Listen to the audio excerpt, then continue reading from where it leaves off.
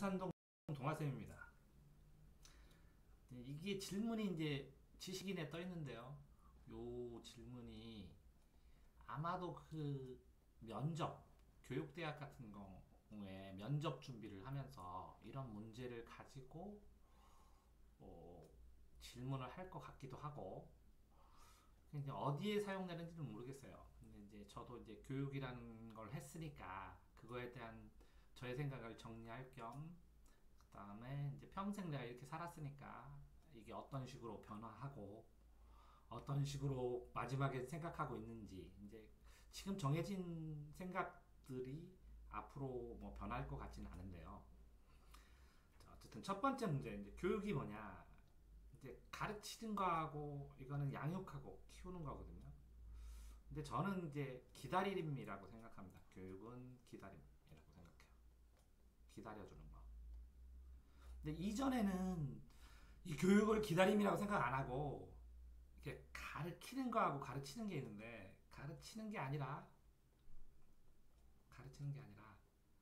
방향을 가르치는 걸로 생각을 했어요.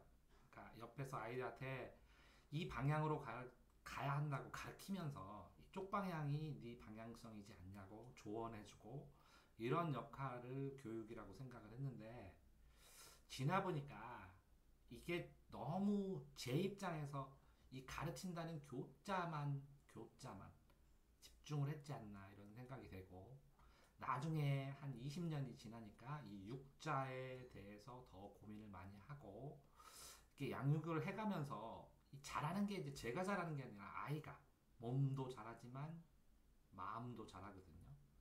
그러면 이 마음이 자랄 때까지, 몸과 마음이 균형을 맞출 때까지 기다릴 수밖에 없더라고요. 그러니까 교육은 교육하는 사람이 중요한 게 아니라 교육받는 받는 사람이 중심이 돼야 되니까, 현재는 이렇게 교육은 기다림이다. 받는 사람 중심으로 해서 받는 사람이 성장할 수 있도록 기다려주고, 이 성장할 때 절차탕마라고, 아이가 이걸 딱 깨고 나올 때 있어요. 그때 옆에서 톡톡톡톡 해주는 건 의미가 있지만, 그냥 줄탁동시라고 그랬죠. 그러니까 절차탕마하고 노력을 하지만, 그러니까 절차탕마는 노력이고, 줄탁통시라고, 줄탁동시. 깨어 나올 때, 새가 깨어 나올 때 톡톡톡 깨면 요 부분을 아, 깨어져서 조금 간접적으로 도와주는 거예요. 이렇게 줄탁동시. 이 줄탁동시의 순간을 기다리는 게 교육이다 이렇게 생각을 합니다. 또 여기 교수하고 여기 교사가 있는데, 세 가지 영역으로 쳐서 이렇게 보육하는, 어린이집이나 뭐 아주 어린 아이들 하는 보육의 개념. 그다음 여기는 선생의 개념이에요. 선생님 했을 때 여기는 교사라 그러겠죠.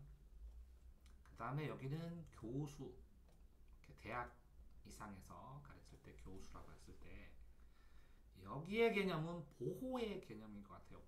아이들에게 위험하지 않도록 보호의 개념인 것 같고, 여기는 먼저선의 날생이거든요. 먼저 태어나서 아이들을 가르치고 이렇게 지식을 전승하면서, 그러니까 공통 지식을 전승하는 거죠. 공통 지식을 전승하면서 아이가 사회에 적응하도록 돕는 의미죠. 이거는 돕는 사람. 여기는 보호해주는 사람. 돕는 자. 교수는 이렇게 교육에 대한 이론을 만들고 공부를 하면서 플러스 이 수는 솔선수범이라고 생각을 해요. 솔선수범을 하는 사람.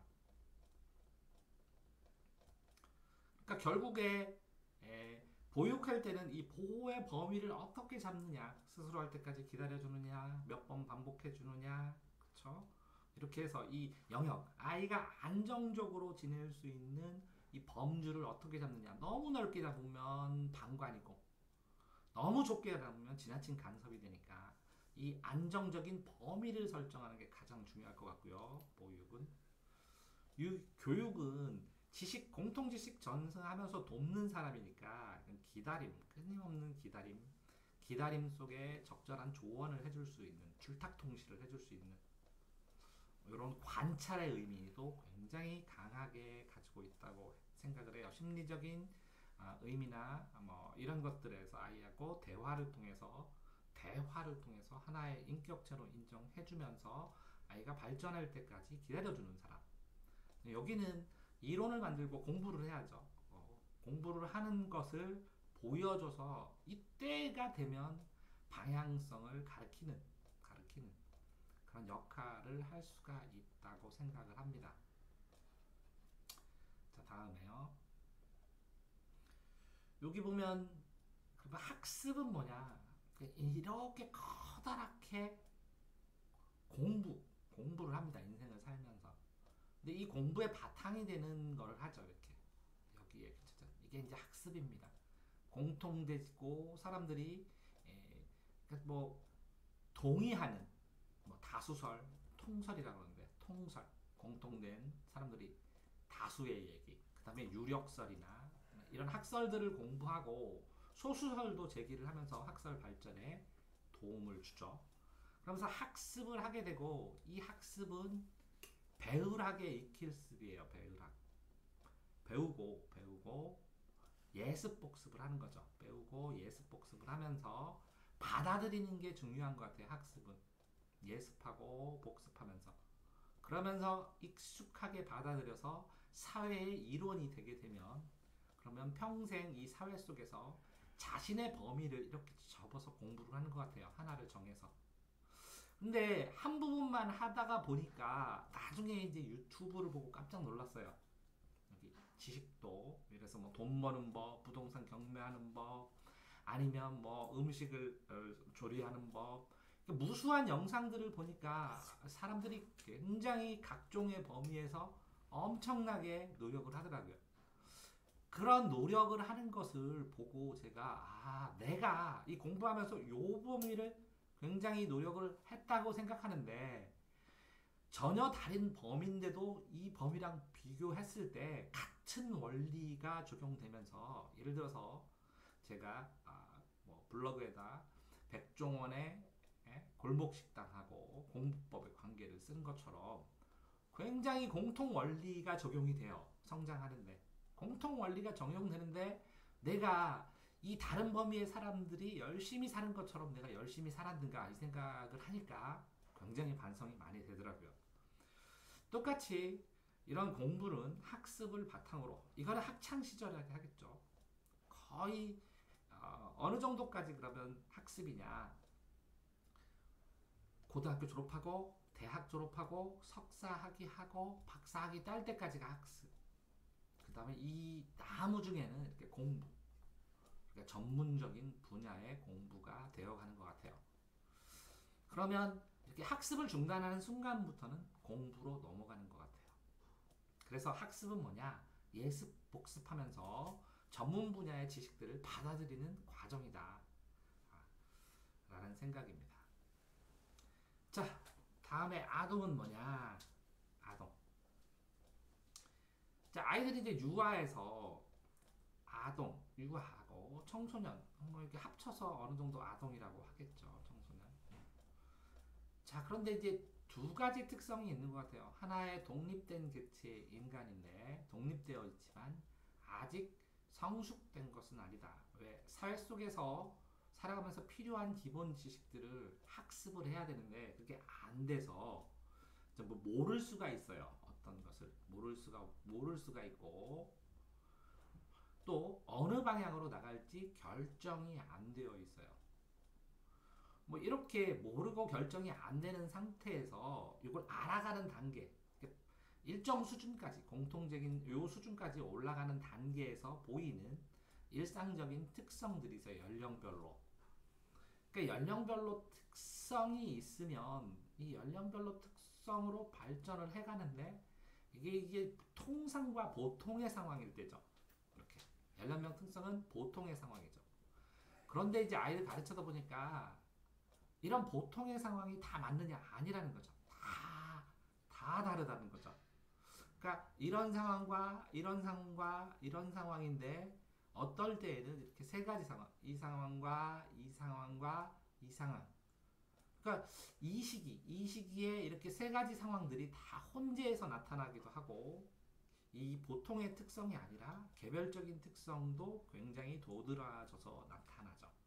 그러니까 발달 단계, 학생들의 발달 단계나 아이들이 이 학습의 진전 단계를 보면 유사한 공통성이 있기는 있지만 충분히 있어요. 유사한 공통성이 있지만 그 유사한 공통성들을 끌어가는 시간이나 방법이나 상황들이 다 개별적으로 미세한 차이가 나는데 그 미세한 차이에 대해서 이 개인이 굉장히 많은 의미를 부여를 하기 때문에 이 발달과는 공통 특성을 충분히 숙지하되 개인이 부여하는 의미를 충분히 이해하고 있어야 가능한 것으로 보여요. 자, 그러면 이제 빠르게 얘기를 했는데 마지막에 그럼 지식과는 무엇이냐?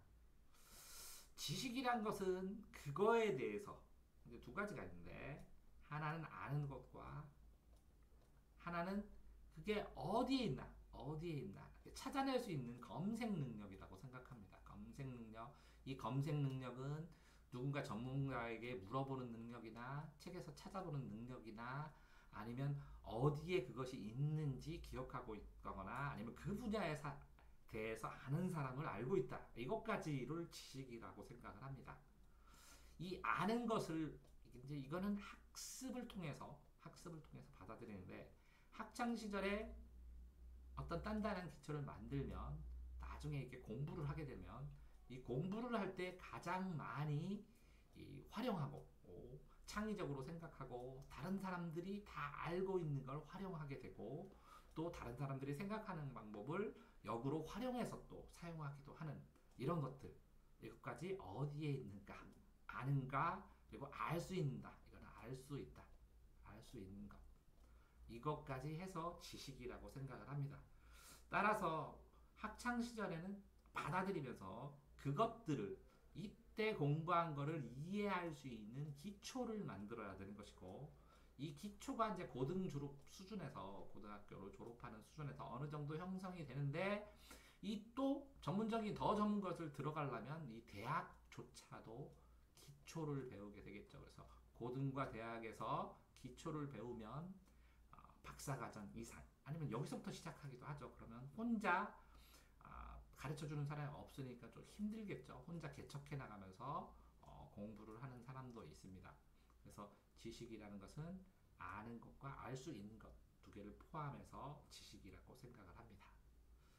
자, 그래서 총 정리하면 교육은 기다림이라는 것, 줄탁동시에 순간을 기다려주는 것, 교수라는 것은 가르치면서 솔선수범하는 것, 학습이라는 것은 배워서 익히고 예습복습해서 넓고 오픈된 마음으로 받아들이면서 공부할 수 있는 기초를 쌓는 것.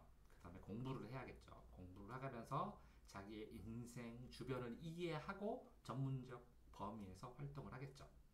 아동은 독립된 존재이지만 아직 미성숙하기 때문에 보호해주고 발전해가야 되는 그런 상황에서 발달 단계는 공통의 특성을 분명히 보이지만 개별적 특성을 특별하게 생각하고 있기 때문에 이 개별적 특성을 이 공통 특성의 과정 속에서 부드럽게 적용할 수 있도록 기다려야 되는 것이고 지식이라는 것은 아는 것과 알 수 있는 것을 포함해서 지식이라고 생각하고요.